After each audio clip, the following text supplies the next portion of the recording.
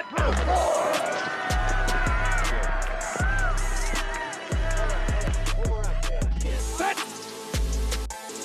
4, 3, 1.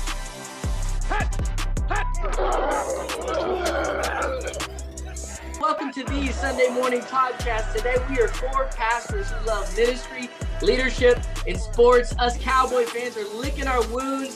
Cowboys should have been in the NFC Championship, but Adam, I'll stop there. Adam, you doing all right today coming from Richmond?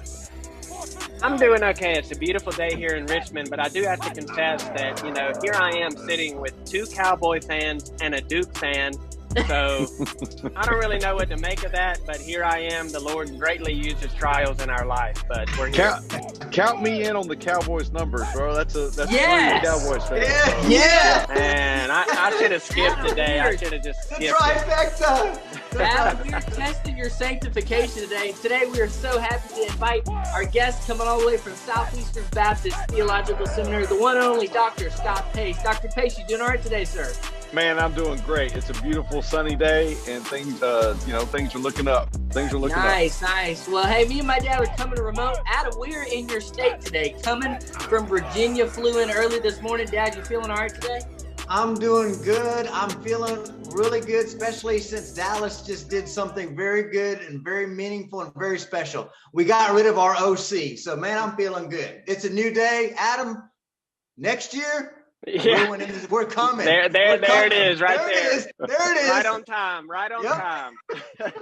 There it is, Adam. What he calls the Cowboy Delusion Month, baby. We just want a prosperity. We never look back. We're moving forward. Right. We're already turning over a new leaf. But hey, fellas, let's jump into it real quick. Adam, wild day yesterday for the AFC and NFC Championship games. What were your overall thoughts? In the episode last week, I mentioned that if Philly starts off hot, they are hard to slow down. That's exactly how that game transpired, albeit with Brock Purdy getting hurt. It kind of just made that situation even worse for them. But they're one of those teams where if you don't get a hold on them very quick, things get out of hand. And that's exactly what we saw happen.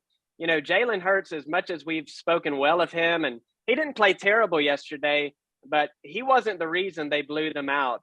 Philly just dominated on both sides of the ball up front. They're big boys on both sides. Really just gave San Fran all they could handle. So, that was neat to watch. And then that thriller of a game we had once again with Mahomes and Burrow. Wow. I mean, it's just I was just glued to my television and just seeing Mahomes just grind that out. I mean, just and to basically win the game by running really for the first time in the game to pick up that first down. And then the penalty came. Mahomes he's the greatest, and we've got to acknowledge we're living in the Mahomes era. And then you factor in that we were talking about how the Bengals had beaten them the three last times they played by 3 points. And then that game last night was a 3-point game. So I'm anticipating over the next 10 years, we'll probably see those two teams match up in the playoffs probably 4 or 5 times again. It's Burrow and Mahomes, and that's the era we're living in. But I'm all here for it. It was great. Very exciting. Great television. Dr. Pace, what do you think? What stuck out to you? I was obviously less entertained by the NFC. I have a great appreciation, though, even as a Cowboys fan. I got to give respect to the Eagles. They look tough this year. We handled them without Jalen Hurts. But, man, it was going to be tough for anybody to beat them in the NFC. They've just been strong all year. The AFC, I got to confess, I admire and respect Mahomes for all the wizardry he does. Like, he's ridiculous. I don't deny anything Adam said in terms of his talent and ability. I'm not as big a fan of the high ankle sprain narrative fitting into the category of a Jordan flu game or something like that. Like some people have tried to make it out to be. I think that was a little overblown and overhyped. I think you could see, it's going to be opportunistic for me to limp as I walk on the sideline when it didn't seem to affect him, in other parts. But whatever, like I got to give him his props. Again, great game. He played fine. I do think there was a hold on the backside that should have called that run and play back. It was really painfully obvious. I don't know if you've seen some of the footage just like how did this get messed? But I'm not one of those guys that's more like a Carolina fan that tries to blame the refs every time a team loses or wins. It is what it is. They were both playing tough game. So yeah, the Chiefs came away with it. And hey, it's going to be an entertaining Super Bowl, no matter where you land on which team. The Chiefs and Eagles, I think, are the two best teams coming out of both conferences. So it's going to be a worthwhile Super Bowl. Man, this is great, Dr. Pace. You're a Cowboys fan, and you're already giving stuff to Adam. We need to have you on every week. This is just great. This is the last time Dr. Pace is going to be on the show here. Hey, I will say, somebody on the podcast week 1 tried to tell y'all about the Chiefs, and they were all over the Burrow bandwagon. Somebody's been riding the Bengals all year. Dad, your team finally took an L, your second favorite team. What happened? The referees, that's what happened. Let's be honest, the referees. No, it was a good game. It was a great game, back and forth. I really think the Bengals were going to take over in the fourth quarter. It seemed like momentum was going their way, but I got to be honest, every time it seemed like the referees interfered. Now I'm not going to blame it on the refs, because at the end of the day, you got to win the ball game.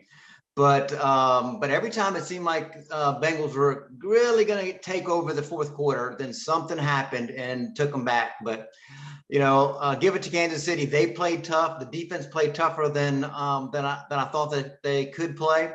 But also, I thought the Bengals played good ball, because from the very beginning, you could just tell it was going to be a grind. And they could have threw in the towel, but the Bengals, they kept pushing. They kind of got through some of that and stayed in the ball game. And so that's a credit to the Bengals. That's a credit to their quarterback and their coach. So I agree with the guys. They will be back, and they will be playing for many, many years to come. Now, I will say this on the other side. I thought it was just sad what happened in NFC, because I was really looking forward to seeing two powerhouses have a slobber knocker type of a ball game. Very similar. I wanted to see that defense against the offense. But when Brock Purdy went out and you realize that he's not coming back, it's going to take steam out of the defense. So I think that we would have seen a completely different ball game, of course, even with the defense. I'm not saying that Philly would have lost, but I wanted to see that game. And when the quarterback's out, second drive of the first quarter, and he's not coming back, the ball game was over. Everybody knew it. So I think the fans missed out more than anything else. Let me just throw something out here real quick.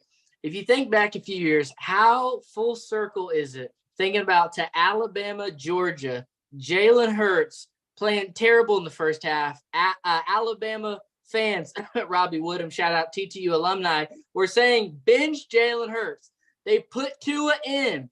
And we wrote him off. I wrote him off. I was like, well, he's done. He's going to Oklahoma. And we wrote him off. Didn't think he'd be much of a pro. Tua got all the shine. Now it's come full circle. And Tua is the one that's struggling. And Jalen Hurts, who just a year ago, they couldn't even put up a point. They were a laughingstock against Tampa Bay. Didn't score. And then now here they are. And I just want to say, Jerry Jones and them, man, Howie Roseman has done circles. This is the second time in 5 years. He has stripped it down, built it up, stripped it down, built it up. And what he has just done is just impressive. So very cool. And man, Jalen Hurts wearing his faith on his sleeve. He was quoting scripture last night at the podium. Very, very wise, well-versed kid. And then hold on a second. Did anybody catch that extremely out of context verse that he quoted? Completely out of context. I just heard him quoting it. Okay. Yeah. He quoted from John, I think, where Jesus is speaking, and he says, "You don't understand this now, but later you'll understand." And I'm thinking, do you think you're Jesus or something? I don't know. I don't want to go after him for doing that, because you got to give the guy credit for trying. But I do want to share on the podcast. I texted you guys last night. I let my 7-year-old stay up and watch that whole Kansas City game, and he rarely stays up that late. So they end the game, and then they're waiting on Mahomes to get that post-game interview. And I'm just like, well, this is going to be fine. This is like the NFL Steph Curry. He's probably going to give thanks to Jesus. And he was about to do that. Here comes Travis Kelce, completely interrupts the interview and drops a cuss word right there. And it was just funny, man. It was funny. Go to bed, son. Yeah. That's funny. And hey, let's be honest too, on the Cincinnati side, his line was banged. I mean, they had held it together as long as they could, but I mean, they got 4 or 5 sacks early. And so he was feeling pressure.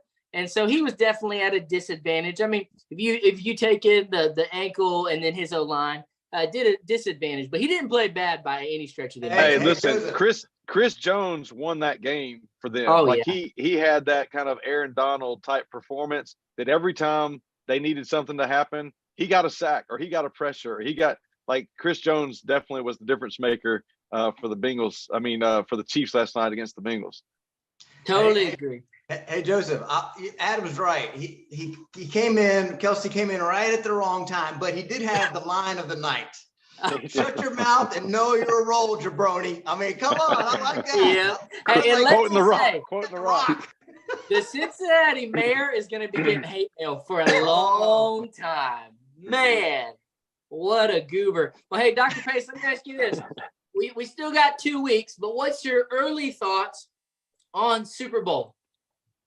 Yeah, I'm probably leaning towards the Eagles because they showed such a well-rounded kind of, performance. I know it was against a depleted San Francisco offense, but again, they've been strong all year. I do think Kansas City's shown a little vulnerability here and there, and they've had a lot of injuries. Even last night, there were different guys getting, knocked here and there and out of the game, and they'll probably all be playing. Again, I think that Mahomes' ankle thing was kind of overblown just as a storyline. So they'll be ready to go. But I'm picking the Eagles. I don't have really a rooting interest in it, but I'm probably picking them to win if I had to. Nice. Adam, what do you think? I could change by the time we do our picks on the next episode, but my eyes are telling me Philly because, like I said, up front on both sides of the ball, they dominate, and they have been all year except when Jalen was hurt for a little bit. But, man, my gut is just telling me it's Mahomes, and they might get into somewhat of a shootout. I think Philly's obviously going to try to – how many running backs do they have? It seems like they've got like 5 or something. They're going to try to control the tempo and the clock. But, man, it's Pat Mahomes. And I think a lot will depend on how many of those receivers are going to be able to play because he was getting down to – I think he had like 3 available last night. So if I had to say today, I'm going to ride with Kansas City. I want Mahomes because we all know how great he is. I want him to get his second ring early on so we're not 10 years down the line and we're like, well, he just got one. So we'll see. That would be fascinating if he took on the whole LeBron, Aaron Rodgers. If he lost this one, he'd be 1-3. Now, one of them wasn't his fault. And so that'd be a real interesting narrative. But before I pass it to him, Adam, I agree with you. I think while that front on both sides for Philly is good, I think the Eagles' defense is good enough. It's going to be a whole different ball game. You talk Super Bowl, and it's going to ratchet everything up. And I don't know if they can. I mean, think about it. They're probably going to get Scantling back, and they'll get Juju Smith-Schuster, and so they just got weapons all over the place. And at the end of the day, they're stout and they got a good line, but I don't know if they can detonate Mahomes. Dad, what do you think? I think it's going to be Philly by 13. I don't even think it's going to be close. Yeah, I don't. I think they're going to come in, control the line of scrimmage. I don't think Kansas City has played a defense like they're getting ready to play. I mean, you got to remember, this is the perfect defense set up to play Kansas City. They go after the quarterback. They've had more sacks than anybody in the last 15 years. So they're going to come after Mahomes. He's still going to be gimpy. He's not going to be at 100%. And they have a ball-controlled offense. They have a great running quarterback. They are a very complete team. But I will say this. Here's the only chance I think Kansas City has of winning, and it could happen. If Kansas City gets an early lead, if all of a sudden they come out and hit 14 points like that, we have not seen Philly have to come from behind like that. They've not had to play air raid ball. So if Kansas City can come out strong, they got a shot of winning. But if they don't, then I think they'll get worn down, and then Philly's pass rush will eventually get to Mahomes, when he's trying to bring them back and you're playing into their hands. They have a complete team, and it's going to be a tough one for Kansas City. Now, I think they're tough and they're tough-minded, but I think they'll be a little overmatched. Philly has not played an offense other than Dallas, because we played good that game, like Kansas City. And so it'll be real interesting to see. And here's nothing. They're good up front, but middle of the field, do they have a linebacker that can guard Kelsey? It's gonna determine, can Mahomes get enough time? So that'll be interesting. By the way, excited to announce next week we'll make our preacher's picks with our special guest. Ready for this one, Dr. Pace? We're bringing on Pastor Marcus Hayes out of Texas. Yeah, so he's going to come on next week and make some Super Bowl picks. But all right, that's one side of the coin as we're shifting down football season, and we are slowly shifting gears into basketball. We got some college basketball lovers. They got the two enemy teams represented. We got Carolina and we got Duke. Now, thankfully, Dr. Pace, I'm sure, was thankful that Duke won yesterday, and we are early into the John Shire reign. So, Dr. Pace, give us your honest early assessment. How do you think John Shire will do, and do you think he can keep Duke's program at the level that Coach K left it? Hey, listen, I think for everything that he's done so far and everything that the Duke brotherhood and family would say, I think you would hear yes. From what I've seen, the games I've been to, even this season, the Duke family is in full support of him. And I think that means a lot for a young coach. I think Hubert Davis saw it last year at Carolina. It helps them. The reason I would say yes, though, the bigger reason is he's been the top recruiter for Duke the last couple of years. He's been the kind of the key ingredient behind the curtain, because Coach K knew he was on his way out, didn't want to recruit a bunch of guys that then he was going to end up leaving from. And so Shire still got that. You look at next year's recruiting class and even the one after that, it's really strong coming in. It's hard to not be competitive when you have that much talent. This year, we've already had a lot of injuries. I think that's the only thing that can kind of undercut a lot of incoming talent in the college basketball world. And so that's tough. I also think, and this is just plain and simple, all the NIL deals and various things, it plays into the hand of the stronger programs. Nobody gets as much airplay as Duke. Let's just be honest. And Coach K built that from his 30-plus years there. And so I just think that the NIL deals, the recruiting will still be strong. So that's not all John Shire related. I do think he's an X's and O guy. He's a proven winner. He won a national championship. So he's got kind of that pedigree. He's Duke blue through and through. So, yeah, I think he's going to be able to keep the program at the upper crust level. All right, Adam, what's your unbiased opinion here as a diehard Carolina fan? What do you think? Well, I'm a little nauseous just from having to listen to that. But I think what was the question? What was the question? Can Shire keep it at the level it was at when Coach K left? Just out of curiosity, my memory is slipping a little bit. How did Coach K leave the program? What was the last thing that I can't remember? No. So in a previous episode, Dr. Pace, I shared that I think it was April when the shot went through, I started crying because man, the anticipation. I'm from North Carolina, so it's just like, woo! Nothing's ever gonna top that. But all jokes aside, like Dr. Pace said, not that it doesn't take any work or any effort, that Shire doesn't know his stuff, but he was handed something in good condition, and I think he's right.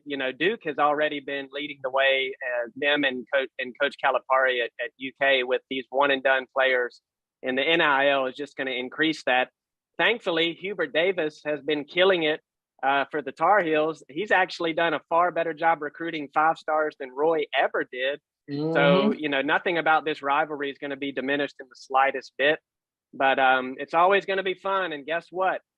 It's this Saturday. It's Duke and Carolina. It always creeps up on us, but it's coming.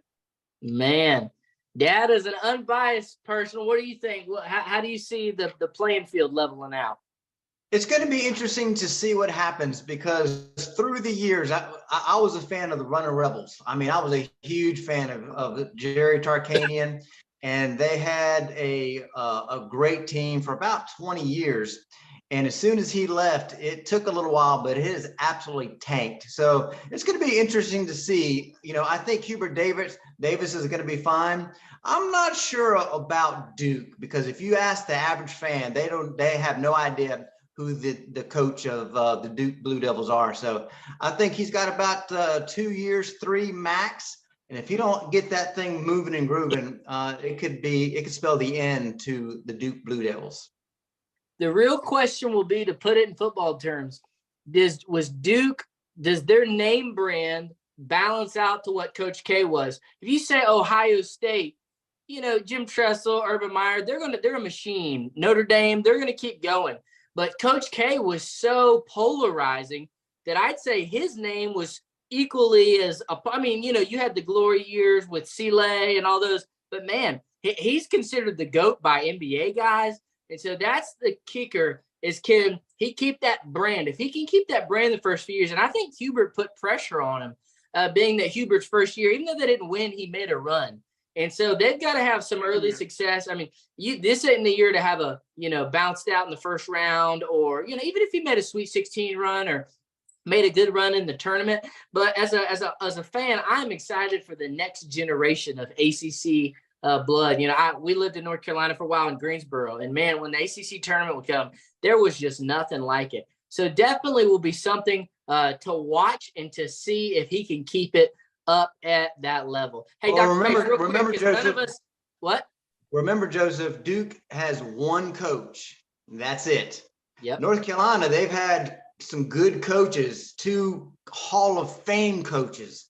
And so that legacy is there, and it's not going anywhere. Well, I'll say this. I don't disagree with that. I will say this, though. I don't think John Shower is going to fall in the category of Bill Guthridge or Matt Doherty that was on the heels of a Dean Smith. He doesn't seem to be in that category. I think he's more in the Hubert Davis, but it's yet to be seen. But I don't think he's going to be that rebound kind of, all right, here's a token Duke guy, got the job, and, it's going to take 5 to 10 years to rebuild. Like I said, the recruiting class, it's already strong, and that's what he built. So now he's just got to coach them. He won't have any excuses. He's going to have the talent. So if anything doesn't materialize for the program in the next couple of years, you're right, it's going to be on him. And so he's going to be set up to take the blame. And I think there's no other way he'd rather have it. So that'll be okay. We'll be watching.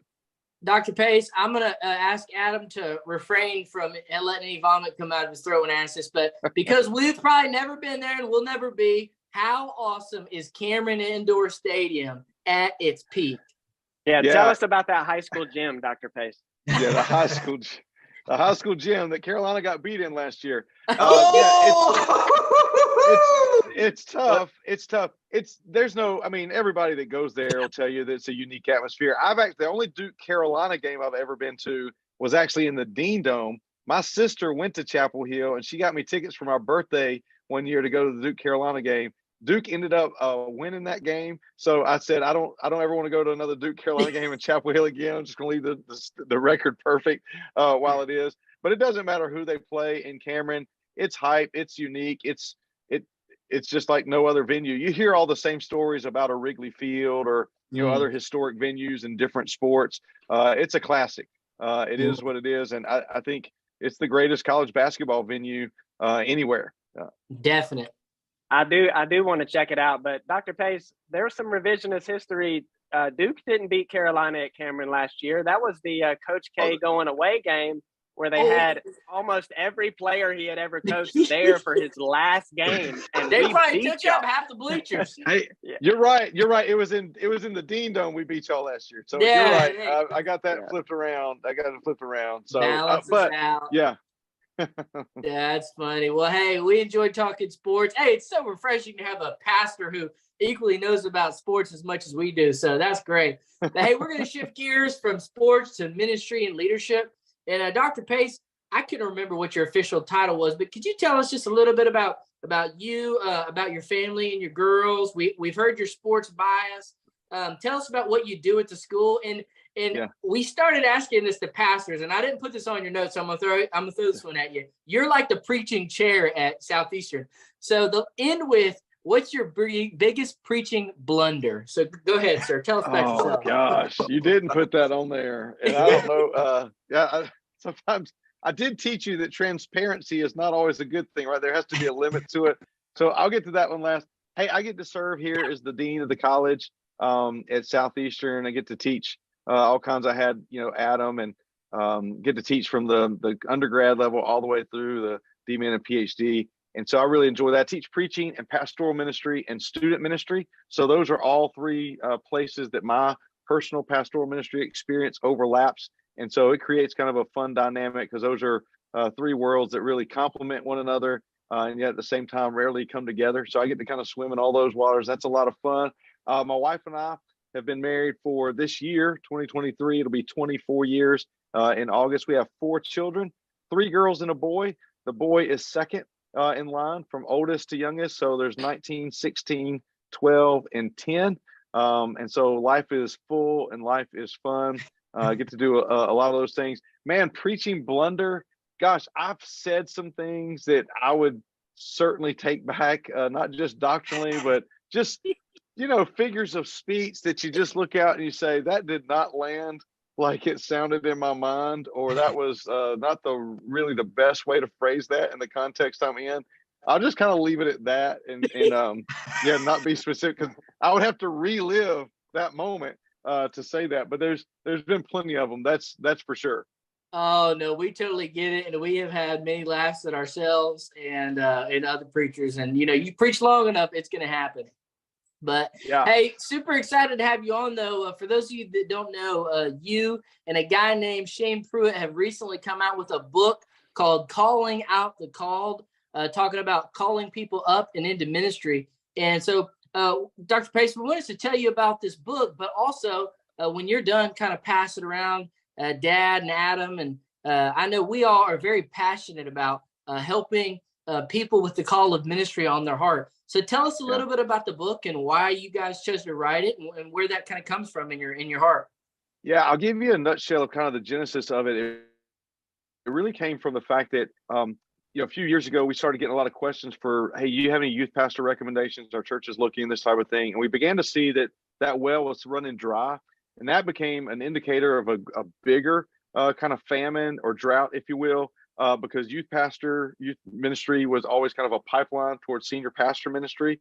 By the way, I'd say rightly so, because the student ministry world really is in some ways a microcosm of the larger church context. There's a lot of things a student pastor does when you're doing it right and well that then translates into senior pastor leadership.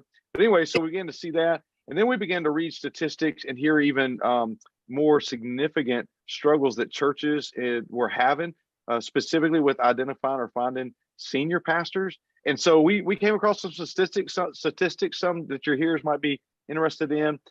For instance, there are more pastors over the age of 65 right now than there are under the age of 40. When you let that sink in, fast forward 10 years, like where are we going to do when our seasoned leadership retires, so to speak, or moves into kind of itinerant ministry of some kind? Where are the leadership going to come from? And we also recognize that all this had kind of generated behind a few different other trends, us steering away from the invitation in general, but then even more specifically that we weren't elevating the conversation, that there was a call to vocational ministry to be considered, prayed through, and pursued. All that was done in a positive kind of effort, in the sense of a lot of people wanted to see, more every church member is a minister type of mentality, which is biblical and right. Man, we ought to be called. It's not all on the clergy. It's not all on the pastors to do it, but to equip the saints for the work of ministry. So in an effort to mobilize members in ministry and for the mission, to leverage their context, their occupation and vocation for the mission of Christ, I think we swung the pendulum that way, but we kind of overcorrected and began to ignore and maybe even diminish the conversation that there was a unique calling to serve Christ in a vocational capacity, whether that's in traditional ministry or missions. And so our whole goal with the book was to kind of course correct a little bit, get some balance in the universal calling on all believers and the unique calling on some believers to kind of follow Christ's call in their life. And so the book itself was meant to elevate the conversation and then provide a resource to then disciple and mentor those who began to sense a call to ministry. Hey, how can we disciple them up or grow them up in preparation for what God is leading them towards? And that has everything from character formation to some skill enhancement to some understanding about the church and ministry and mission dynamics. So we wanted to kind of get them introduced to that on the front end. That's a little bit about where the book came from and what the book is about and what we're hoping to accomplish with it. That's super cool. Dad is somebody who, and I'll just say this, you know, he's been a pastors for many over the years. And Dad, you've helped people that are maybe they didn't feel called as a student to be in ministry, and you kind of helped show that gifting and kind of speak that into existence. Well, I'm just going to pass it to you if you had any thoughts or questions or just anything on that topic. Well, I think it's important that pastors be on the lookout for that. I think so many times we're so involved in the day-to-day ministry that we don't see, ministry callings right in front of us. And so that actually is one of the great things that can be had within a church, especially if it's somebody from, homegrown. We have somebody at our church that grew up there at the church, was in the youth group, became a youth pastor, and now,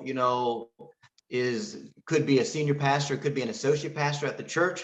And there's a sense of pride there from the church, knowing where he started and where he is now. And so that actually is something that can be something great within the church. Also, I think it's interesting, something that I'm watching, the generation before me, a lot of the pastors that were called were much older. And so they would go to seminary in their mid-30s. And then in my generation, a little bit younger, actually in yours and Adam's generation, then it started coming from college. So now there's another shift going on, and I'm really not sure where that's going to go, but it's interesting how the different seasons, change according to even age group. So, and I will mention one other thing. I'm looking forward to reading your book because, most churches are 100 below within the United States. And so when you are looking for somebody that may be called to ministry and then you find them, the first thing that we like to do is we just like to have more of a tangible, here's some of the things that I've learned through ministry, but we also need a guide. And so if other pastors who have not spent time in seminary, they're good at sharing some of their own insights and wisdoms, but to have a guide that you can then take so it can supplement some of the natural raw things that you learned in ministry and then transition to more of a guide, I think it really will really help those that have not spent a lot of time in seminary or don't have resources at hand. So I'm looking forward to reading your book and actually taking it and give it to other pastors that I know of. Yeah, that's a really good point. I appreciate so much you saying that, because that was the other piece when we had people saying, hey, where can I find ministry leaders? And we talked to them about training them up. Then it was, okay, when they identify, I do sense God calling me or leading me into ministry. That was the next thing. Okay, so now what do we do with them? We don't have that resource. We don't have that. And that was some of the goal, is to make it biblically sound, obviously, but also practically oriented. And so we did that. We also worked with NAM to come up with, there's 10, if you go to callingoutthecall.com, there's 10 kind of lessons that you can walk through. It's all free, available for download there, that have some 7 to 10 minute videos with each one. And then a 1-page worksheet that has some talking points that kind of raises some questions, helping who you're walking through a mentor, some teaching points, scriptural aspects that you can then, hey, let's look at these scriptures together as it relates to this topic. And then you have some other supplemental, hey, here's some other suggested reading that you can have. And then there's some training points. It looks at, okay, so now what can I give you by way of opportunity or task to go do to help you develop in this, or to get acclimated with that skill or that aspect of ministry. So you can check those resources out too. But you're right, Pastor, that was some of our heart. And man, we need something practical that can serve as a guide to help people as they do identify those who are called to ministry. Adam? Yeah, I'm so glad to hear about this book. Dr. Page, this is something our church is dealing with currently. We've got 4 or 5 ministerial staff. Normative sized church for a city, we've got about 170, 180 on a Sunday. But we decided last summer to start looking for a youth minister, and we made it a part-time position. Since that time, we've gotten 4 resumes. And mind you, we're not out in the country. This is not Possum Holler Baptist Church. We are in Richmond metro area and just are not getting anything. So maybe when we're done recording, I want to pick your brain about something. But I do want to ask you this, in light of that, in the context of your book, you mentioned about swinging the pendulum. Do you think that the church planting movement and even the NAM with the Sin Cities, all these young guys that, they're newlyweds, maybe they've got 1 kid, they're getting their feet wet in ministry. And these little, church plants are popping up everywhere. Do you think that is a big cause and the reason why we might be here? And of course, it doesn't mean that's bad. No one would say that church planting is bad, but kind of the unintended consequence of that. Right. Yeah, I think there can be always secondary effects, or like you mentioned, unintended consequences. That's, hey, I'm not sure that we accounted for the impact that some of those decisions or those approaches would have. What's encouraging to me is see some of the new re-emphasis on some of the revitalizations that are taking place, and that's kind of becoming a growing trend that would take the value of what God has done in the historically kind of grounded churches there, and kind of, again, replant, revitalize those. And I think that's going to be a long-term healthy approach. So there's a lot of secondary contributing factors to it that we have to address and be mindful of as we move forward to avoid some of those unintended consequences. But ultimately, it really has to start with just elevating the conversation. I was talking to a pastor friend of mine down in Raleigh of a sizable church, very influential church, and he was so burdened by our situation here in North Carolina. We have about 20% on any given Sunday of our SBC churches that don't have a pastor in the pulpit. And this isn't unique to North Carolina. This is the same. You talk to other state execs and various things. And so he said, man, I've got to include this and where it's appropriate with his application and his expository message. We're saying all the right things there.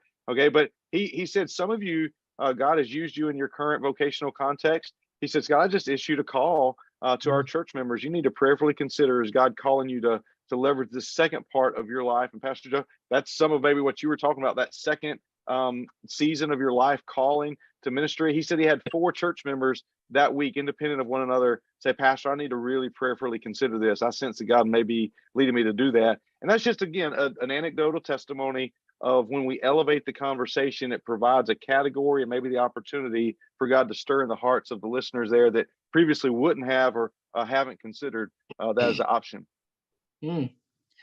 One of my favorite things to do is I was the kid where I was a product where, ministry, some people got they kicking and screaming pulled into ministry. But for me, it was like, man, I knew from the moment we were at youth camp and I was 13, it's like, I want to be a pastor. I just knew it. And so I'm that guy. I'm like, man, I get to live the dream. I love going to church. I love preaching. I love everything about it. And so being somebody that was planted in me at a young age from watching my dad, my grandfather, nowadays, I've really tried to kind of what you were saying with the Lord, just cast a wide net, because we've all seen it. Some people view ministry as this, oh man, I want to go to have coffee and right. They get in there a little bit and then they hit a little adversity and they flake out. So my thought is, man, I'm going to cast a wide net. And even there's some kids in our 4th and 5th grade ministry that, I'm teaching in kid church sometimes, and you could just see the passion that comes out of them. They went in the way they interact with people. And I'm starting to tell their parents, like, hey, listen, one of your 2 boys is going to be in ministry, or they need to be. And one of them is a 7th grader. And I've already started planting that thought of, hey, listen, man, you could go be a scientist or a weatherman, but man, I just want you to know that it is not a career option, but a calling to be able to be a pastor. You can work at a church and do what Pastor so-and-so does. And you have the gifts, even as a middle schooler. I totally believe as a middle schooler. And I've been really trying to speak that into people and show them that gift. Because what do they all say? Oh, not me. I can't never do that. And a lot of times people just need to be believed in, or dad, a friend of the show, John Richardson, who's senior pastor now. Sometimes people, just like you said, they have to have that called out. And man, when you see somebody, we're out of town this week, and one of my young adults, I just really challenged him, and watching him preach his first message and come off that and just be super pumped. And this week I'm like, hey, I'm going to be gone. I want you to preach on Philippians 1, verse 9 through 11. Right. And he's that, young, exciting, whatever. And then last thing, Dad, I'll pass it to you. There's a gentleman who used to be in our church. He was the former chairman of the deacons, former on personnel. He was a trustee at the church. I was going through my master's, about to start my doctorate, and he was 56. And he was the guy in the workplace, common workplace business owner. And I just said, man, I know, God's called you to have a business, but man, you've missed your calling, kind of joking. Hey man, like you would be a great pastor. Well, the Lord kind of burned his heart. Long story short, he ended up going into seminary, got his MM, And then now he's the senior pastor revitalizing a church going into his 60s. And so it's just super cool, man. I think the place the church is at, it's not going to look prototypical like it did 20 years ago. But, man, some of the people that are most ripe for ministry, they don't have seminary degrees, but, man, they've got the heart. They don't have soft hands, and they are in the trenches. Dad, thoughts? I mean, it just goes back to the local church. See them, watch them, invest in them. You know, you're not going to watch them or invest in them if you're not looking. So it goes back to the senior pastor to kind of look and hear and feel. And we all know it. When you see it, you know it. And then that whole process begins. But if you're not looking, you just miss an awesome opportunity for a church to come alongside somebody that God's calling into ministry and to watch it and to be a part of it. So it's something that it all starts with the local church, and it starts with the pastor, you know, watching to see what's going on in his church. Hey, listen, I'll say this to echo that. You know, that's some of the greatest joy that we have is seeing new people come to faith in Christ, and then watching someone discern their calling and reproducing yourself in them. This is how Paul spoke of the Thessalonians, right? As his joy and his crown, as he speaks of Titus and Timothy as his true son and the common faith. This was the great joy that they had in passing on what had been entrusted to them, that got 2 Timothy 2:2 model, into other faithful men who would then teach others as well. So that's really where the joy in ministry comes from. And when we don't do that as pastors, when we aren't calling out the called, we're missing some of the greatest fruit in our ministry that God wants to produce there. And so that's the fruit that remains. That's what we want to see. And that's the fruit that we ought to be going after as well. I think some of the greatest indication of the health of a church is in seeing people come to faith in Christ and seeing people called into ministry and mobilized out for God's kingdom. So those are the two best indicators, and we can't focus on one without also recognizing the significance of the other. That's good. A lot of meat on the table. Well, I definitely have to continue that conversation. If you hadn't got it yet, calling out the call, go get that book. Hey, fellas, we want to do one more question. Just because we are the Sunday morning quarterback, we have men, women, parents, ministers, church members of all ages, and so we've been trying to sprinkle in a little bit about marriage, a little bit about parenting, a little bit about cultural or Christian living. And so here's our final question, and we won't go as long, but we can give some good thoughts on this. Adam, I'm going to start with you. Today as parents, how should Christians navigate the many dangers of technology with kids in their home? Well, I'm not experienced in this like Scott is, or probably Joe is. I've got 3 kids, 7, 6, and 3. And I'm the one that put this question in more so because I wanted the answers for myself. But the reason I say that is it's very intimidating because even if you're a family that you're not immersed in technology and you don't have, 10 screens in your house, even if you've got 2 or 3, it's like, man, you can't do enough to safeguard everything. And so I think if I could just say one word, it would be diligence on every front, because, so much is said about technology and the way that it reads us in these things, but man, it's just relentless the way they come after you and come after the children. And so unfortunately, I don't have a lot of, experience through this kind of thing. So I'm going to hand it off to Dr. Pace. Yeah. Hey, listen, I've learned as much by mistakes as I've learned by success. I think we all can testify to that in our lives. As we've seen it, here's a couple things I would say.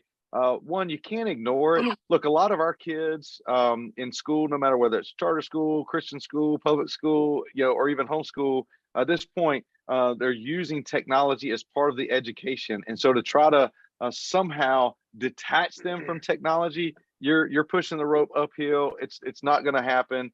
And so you got to kind of say, how can I do this well? So the goal, to use a different kind of analogy, if you will, when you have toddlers, there's some elements of your house that you childproof, right? You put the little outlet plugs in the outlets. And so you need to take the steps when they're that age to do that. But eventually you have to teach the child, hey, you can't touch the stove when it's hot. There's only so much you can do.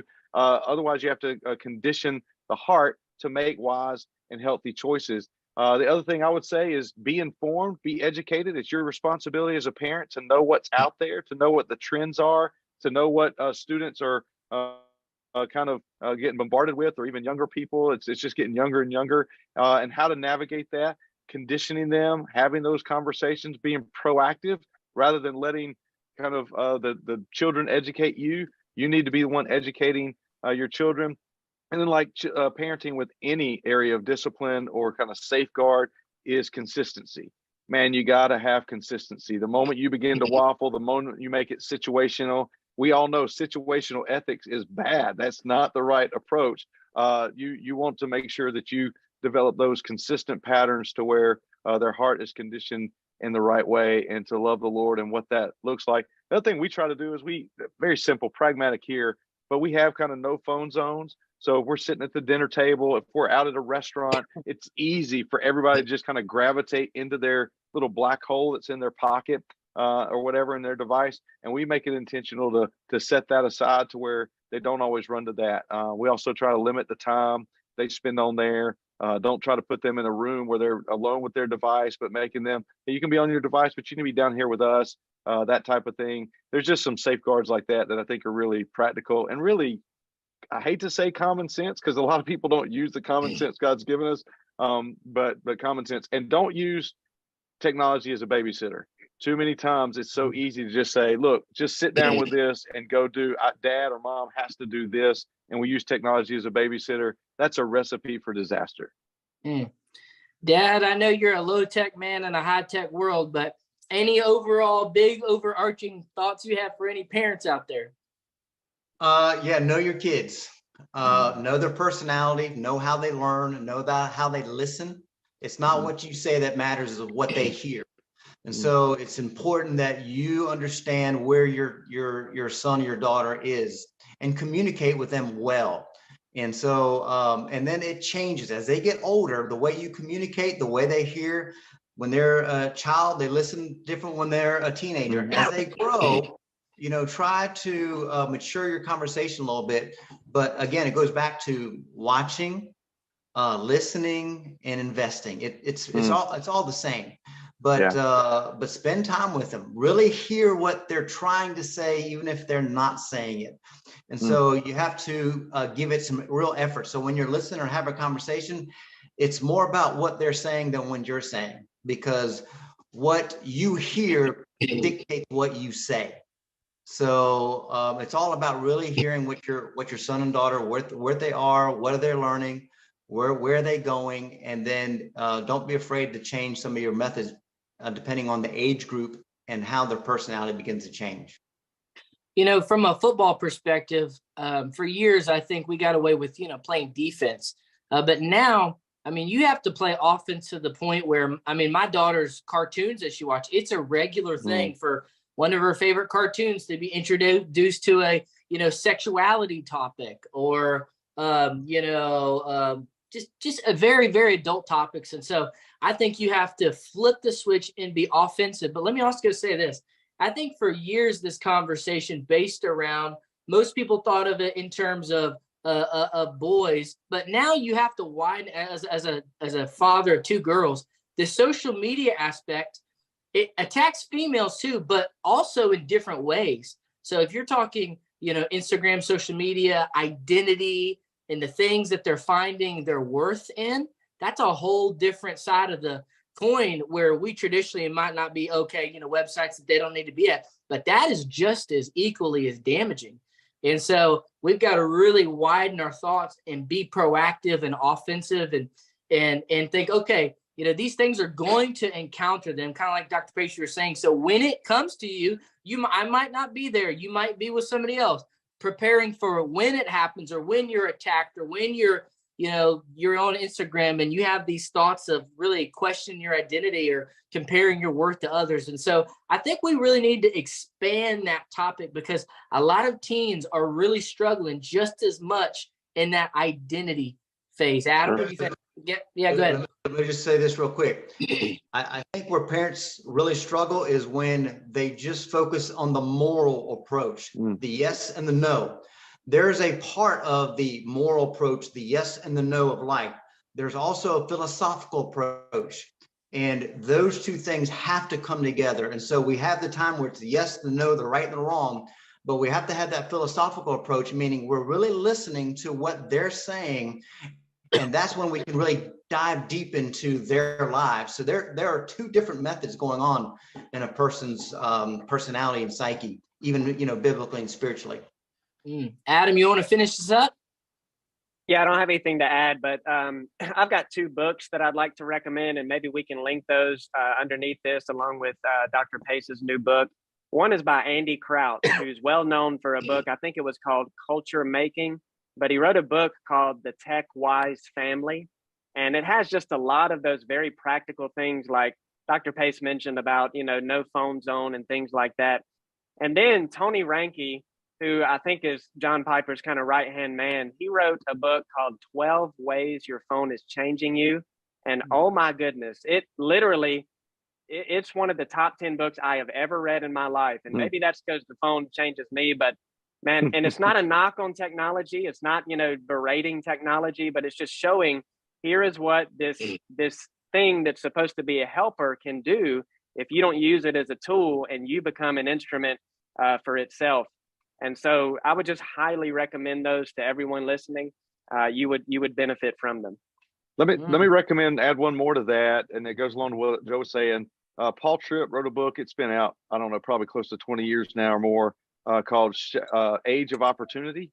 Age of Opportunity is geared towards the teenage years, and it really is about how to capture the heart and steer and develop the heart, much like his brother wrote for Shepherding a Child's Heart on the younger end. But Age of Opportunity challenges us as parents as well, with idols in our heart and how we parent towards those idols sometimes, but also how to condition your teen to think well and to not go through the teenage years as this kind of like, hey, let's just keep things together. And if we don't steer into the ditch, we'll survive and get through it. But actually how to leverage that season in life towards, spiritual fruitfulness that can produce a long life of, happiness and holiness. Well, fellas, I've enjoyed this conversation. Dr. Pace, hopefully this will be the first of many appearances. Hey, and fellas, I want to put you on record real quick. Duke and Carolina are playing this week. Y'all got any score predictions? Yeah, I'm gonna go Carolina. We've got a tough game against Pittsburgh, I think on Tuesday or Wednesday, and I think who do they play this week? Miami, or it's not a gloss over team. It's someone good. Yeah. Both of us have kind of set up games to where, we could look past them and get tripped up. So it's going to kind of ramp us up and prepare for it. But yeah. I'm going to go Carolina by 10. Mainly because we've just got a bunch of upperclassmen, and Duke, as usual, has a bunch of freshmen.